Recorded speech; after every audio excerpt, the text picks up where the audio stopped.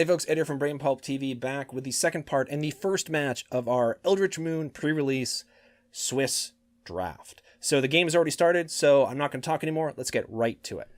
Okay, would we like to play first? Yes, we would. And this is not... It's not a bad opening hand. A couple of early starts. Rise from the Grave's not really going to be useful till later on, but I think I'm going to keep this for now. Yeah, we'll keep this and see how it does.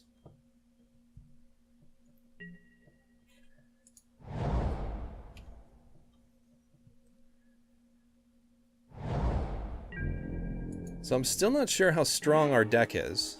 Excellent, we got a turn 3 play, which will help us a lot. I'm going to go ahead and use the Graph Rats first. So that I can do Guardian of Pilgrims helps more if it comes in after.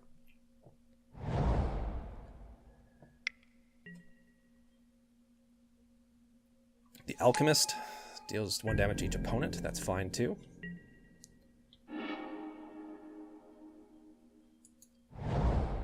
I can both put in the...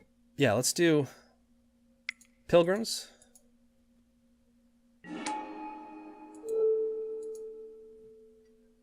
Make it a 3-2, so they won't be able to block without doing a full-on trade. Swing in with the Graph Rats.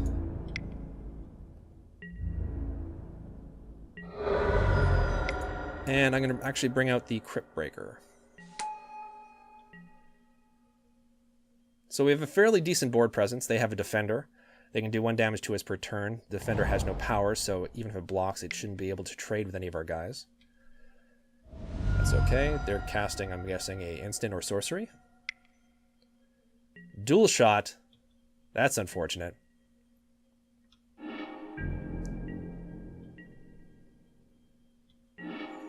can always snag one of these back if we need to later on. There's no real point in swinging it with the Pilgrims because he'll just block it. So we'll just go ahead and do the Desperate Sentry.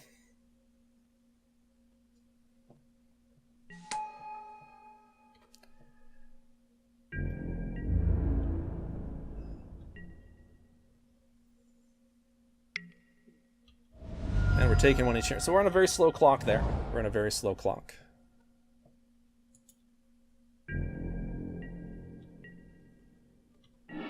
And they have nothing. That's surprising. Bring out the Swamp, so now we can do Rise from the Grave if we ever need to. I'm going to just go ahead and swing in with both, I guess.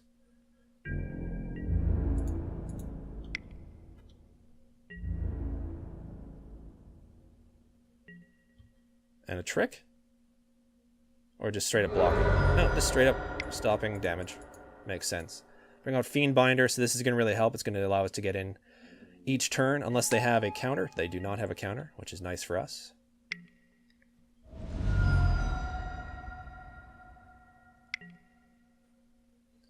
Geist Blast takes care of the Fiend Binder. Okay. They're also going to be able to get extra value for that later on, since they are playing red-blue. Man, this is doing work for them. I may go ahead and Fiend Binder, or Rise from the Grave the Fiend Binder. Because I think the Fiend Binder would be really, really useful. I mean, they haven't really played much in the way of creatures yet, so I don't know if they're going for a very strong instant and sorcery strategy, but it's possible. We got the Inspiring Captain, so that will make it so they can't simply chump block the Guardian. It's also another decent body on the board for us. See if they do anything to take out either of these right now. Looks like. Unsubstantiate. Return target spell or creature to its owner's hand. So I'm assuming they're targeting the Inspiring Captain with that, and not one of the creatures. So it really does look like they're... Like, if they don't get Thermo Alchemist out on turn 2, then I don't know what they're... Okay, so they're going to unsubstantiate twice. I mean, this is doing damage to us, but I think overall we can win this race.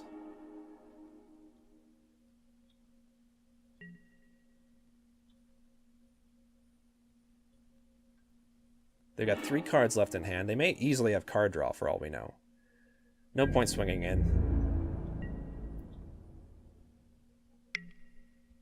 Yeah, so we take another point of damage. They have to play some sort of creature here, don't they? At some point. Once again, they could have filled up their hands with sorceries and instants. Thermal Alchemist, which makes me think they're going to play another sorcery or instant. We also have removal for this. So we can at some point remove it. Maybe they'll hold up for a counterspell?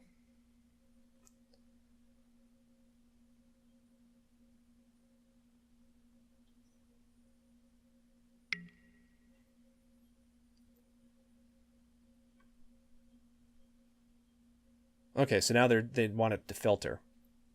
That's a clever way of using it, for sure.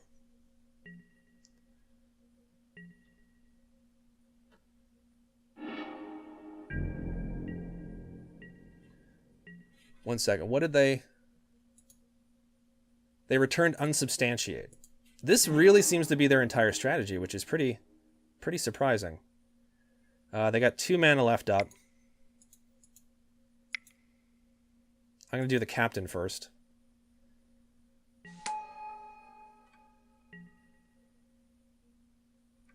Swing in with the guardian. So we're not that far behind on life tilt. They're doing 1 Twitch each turn. Unsubstantiate.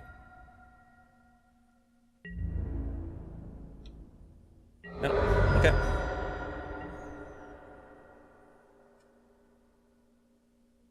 I still think we're doing okay. They got 2 cards in hand, one of which should be unsubstantiate, if I looked at that correctly.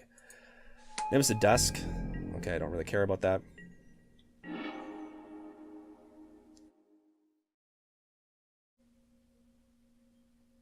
Part of me wants to bring out the Fiendbinder.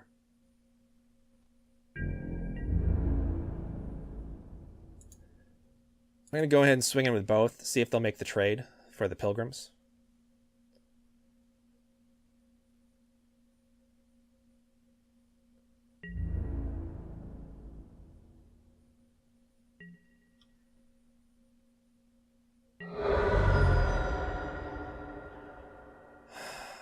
Let's go ahead and bring out... I'm going to bring out the Chaplain. They do still have... I think the only card in their hand right now is Unsubstantiate.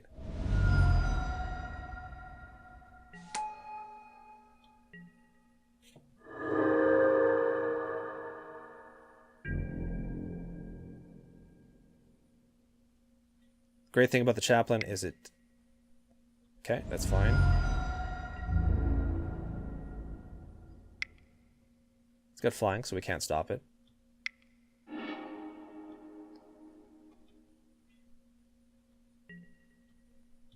Okay, they'll be able to do another damage to us. They have 1 other card now left in their hand.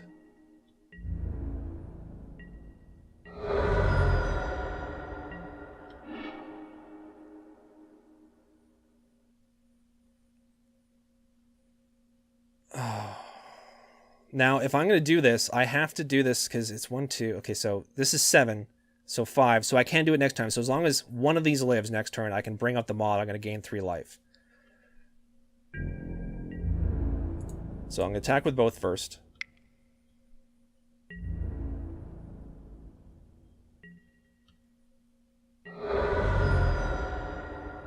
I am now going to go ahead and 4, 5, cast with a merge, sacrifice you. Okay, so we're going to gain 3 life, they're going to lose 3 life. Because even if they countered that, they'd still that effect would still go through. So this puts us in a pretty good position.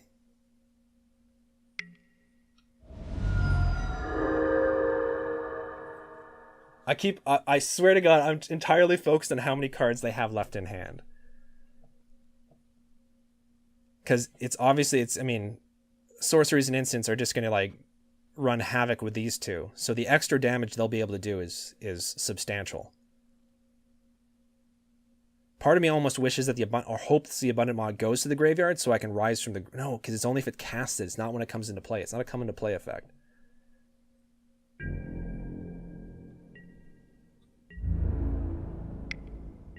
They're swinging in.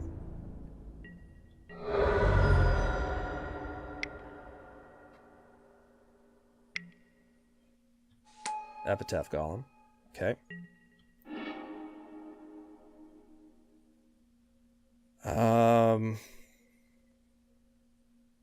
Bound by Moonsilver this. Or Bound by Moonsilver the flyer.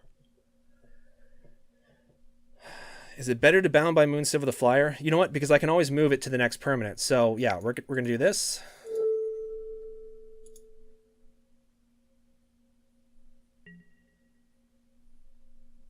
And swing in with both. Actually, swing in with both? Yeah, might as well, because I can't block it anyways.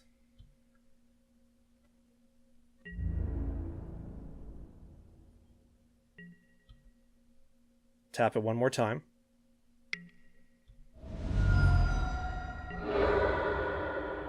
They have one card left in hand. They need to do 6. They have 2 cards in hand, so they have straight up burn. If they have something that does 3 damage, like burn-wise, then that ends up getting to target creature. Okay, fine, target creature. That's fine with me. Now they can do 3. They're not going to swing in.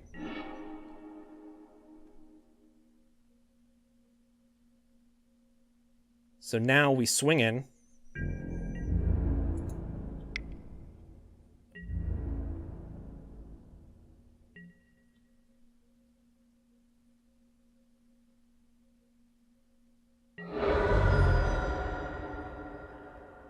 And go ahead and put the Abundant Maw out. Once again, it's not a cast effect, but I simply wanted the biggest creature back on the board to create a threat that they probably can't handle.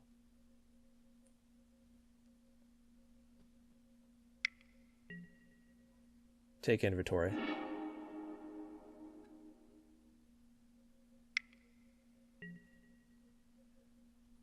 Fogwalker.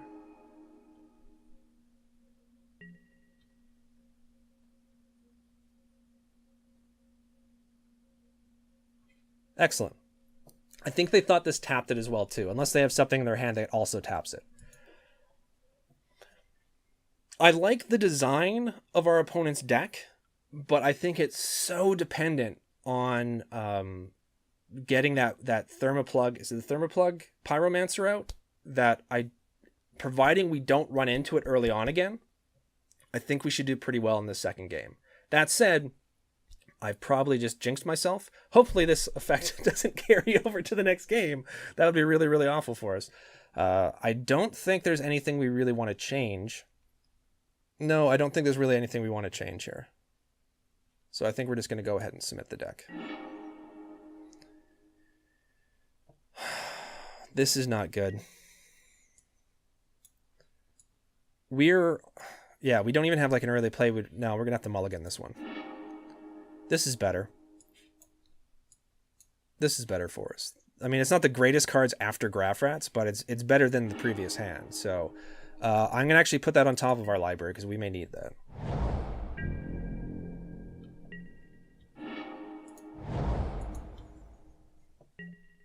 So we can get Graph Rats out on 2. Hopefully we pick up a creature.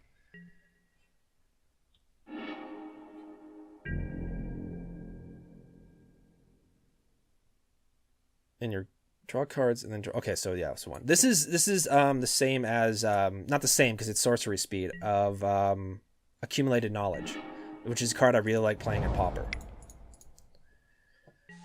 Okay, so the Graph Rats is out. They got tons of stuff that can take care of the Graph Rats. I mean, they've got so many instants and sorceries.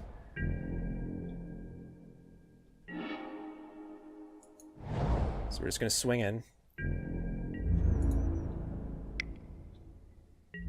Really, really want to draw a creature. This is not the deck to have... You know, I should have actually probably taken out some of our removal because they don't seem to have a lot of creatures. Okay, so the Researcher, I think I'm just going to go ahead and put the restraints on him. You know what? Maybe I'll throttle him. I don't see him blocking the Graph Rats, so I'm going to go ahead and swing in.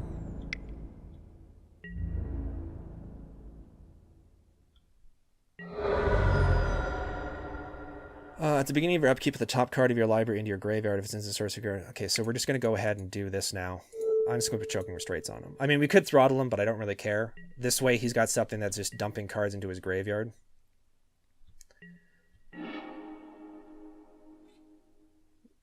Got rid of an aura. Wonderful. We can bring out Campion of Vengeance, which is going to put him on a shorter clock next turn, providing he doesn't counter it, which is entirely possible. Counterspell. Be amazed if he doesn't have at least one counterspell in his hand. Dual shot. Okay, that's fine. At least this hits the board. And we do have enough up for removal. I want no more land. No more land this game. I only want creatures. I only want creatures. And he's dumping most of his creatures, which is working out huge for us. Press for answers. Investigating. Yeah, desperate to get something going other than sorceries and enchantments. So we got the Crypt Breaker, which is good for us. Should not have played that land. I should have kept it up so that I could pitch it for a zombie.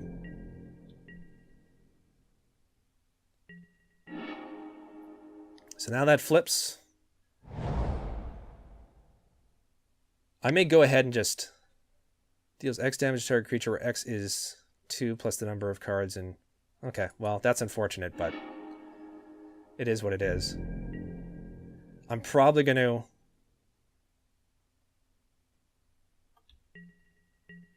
Yeah, let's just...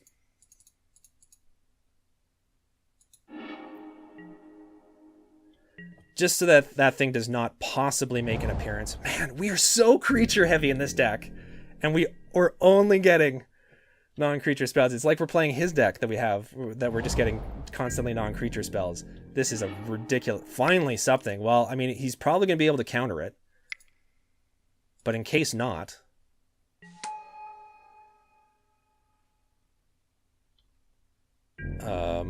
yeah, we'll keep this. I don't want to put Griff's Boon on him yet, right? Return Griff's Boon from your graveyard to the battlefield attached to target creature. Activate this ability. We might as well, actually.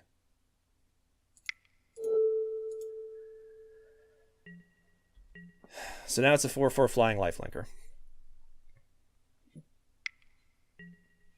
Turn target creature to its owner's hand. That's fine, because we can always bring Griff's Boon back.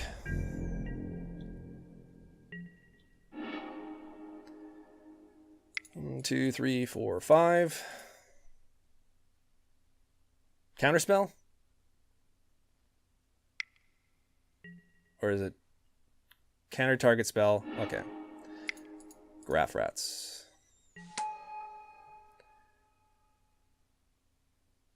No, we don't want to do that. So we're still doing okay. They've got 3 cards left in hand. We've got removal for some sort of creature that hits the board. We're just going to go ahead and give this flying.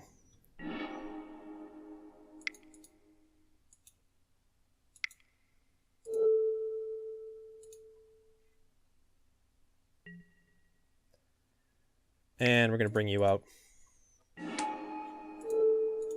This does not have flying, correct? Yeah. We can finally swing in.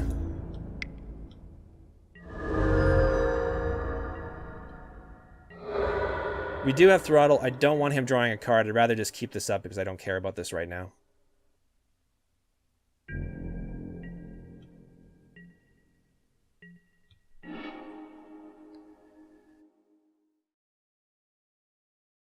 Maybe I should... No, I'm just going to swing it anyways.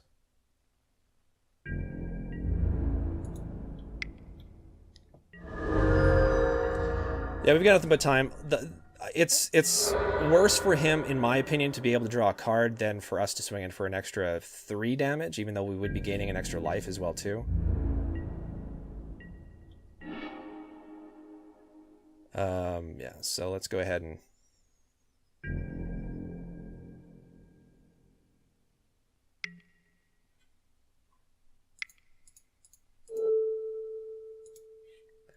Give it Indestructible. We'll even get to investigate, which is wonderful for us. Geist Blast. They really want that dead.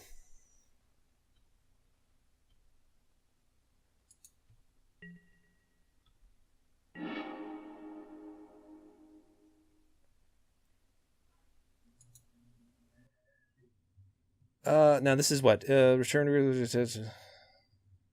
only anytime you cast a sorcery. Okay.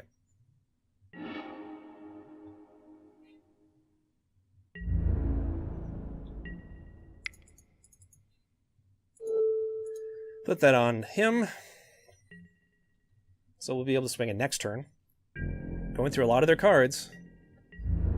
Once again, I do not want... Yeah, go ahead and swing it. I'm not going to block you.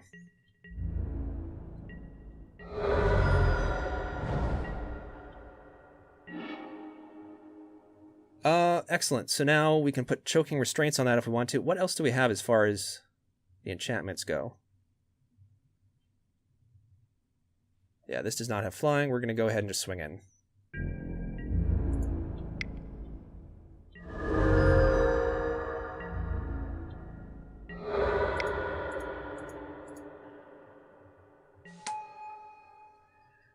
Grab choking restraints. Use this ability, yes. Is there any point in doing this right now?